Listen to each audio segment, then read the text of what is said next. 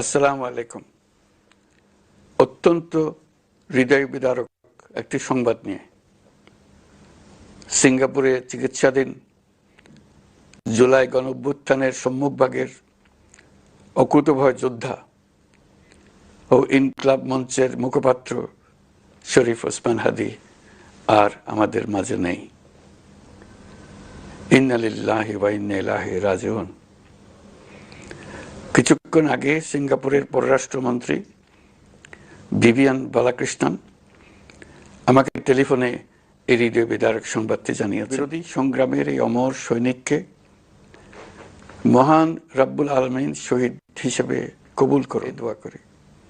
শরীফ ওসমান হাদীর এই অকাল মৃত্যুতে আমি গভীর শোক ও দুঃখ প্রকাশ করছি। রাজনৈতিক ও গণতান্ত্রিক পরিসরে এক অপূরণীয় ক্ষতি। আমি তার রুহের মাগফিরাত কামনা বেদনা জানাচ্ছি। শহীদ ওসমান হাদীর স্ত্রী ও একমাত্র সন্তানের দায়িত্ব সরকার গ্রহণ করবে। শহীদ শরীফ ওসমান হাদীর অকাল মৃত্যুতে আগামী শনিবার একদিনের রাষ্ট্রীয় শোক ঘোষণা করছি। এই উপলক্ষে শনিবার দেশের সব সরকারি আধা সরকারি মিশনগুলোতে জাতীয় পতাকা অর্ধনমিত থাকবে। একই সাথে আগামীকাল শুক্রবার বাদ জুমা দেশের প্রতিটি মসজিদে শহীদ ওসমান হাদীর রুহের মাগফিরাত কামনায় বিশেষ দোয়া ও মোনাজাতের আয়োজন করা হবে। তারা হাদীর চিকিৎসায় অত্যন্ত আন্তরিকতা ও পেশাদারিত্ব দেখিয়েছেন। বিশেষ করে সিঙ্গাপুরের পররাষ্ট্রমন্ত্রী ভিভিয়ান বালাকৃষ্ণন, যিনি একই সঙ্গে একজন বিশিষ্ট চিকিৎসক, তার প্রতিও তিনি নিজে হাদীর পরিচর্যা করেছেন, আমাকে নিয়মিত চিকিৎসা সম্পর্কে খোঁজ খবর দিয়েছেন। এই নৃশংস হত্যাকাণ্ডের সঙ্গে জড়িত সকল অপরাধীকে দ্রুত আইনের আওতায় আনা হবে এবং তাদের বিরুদ্ধে সর্বোচ্চ শাস্তি নিশ্চিত করা হবে। এই বিষয়ে কোনো ধরনের শৈথিল্য দেখানো হবে না।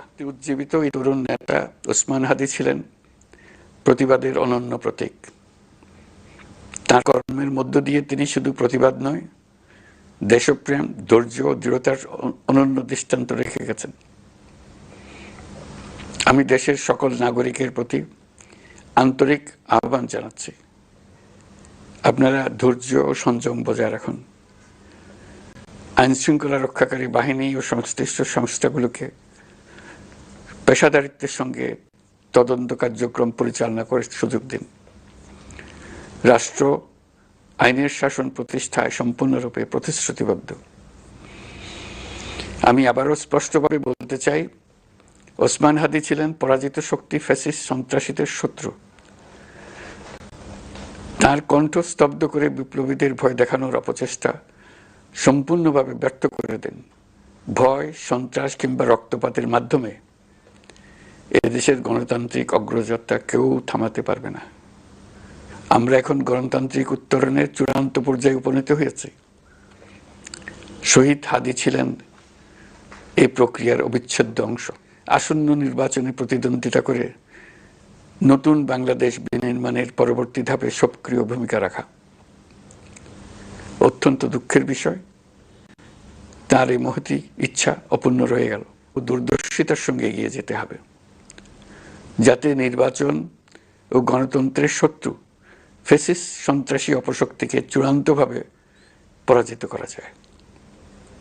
এই শোকের মুহূর্তে আসুন আমরা শহীদ শরীফ ওসমান হাদীর আদর্শ ও ত্যাগকে শক্তিতে পরিণত করি, ধৈর্য ধারণ করি, অপপ্রচার ও গুজবে কান না দিই।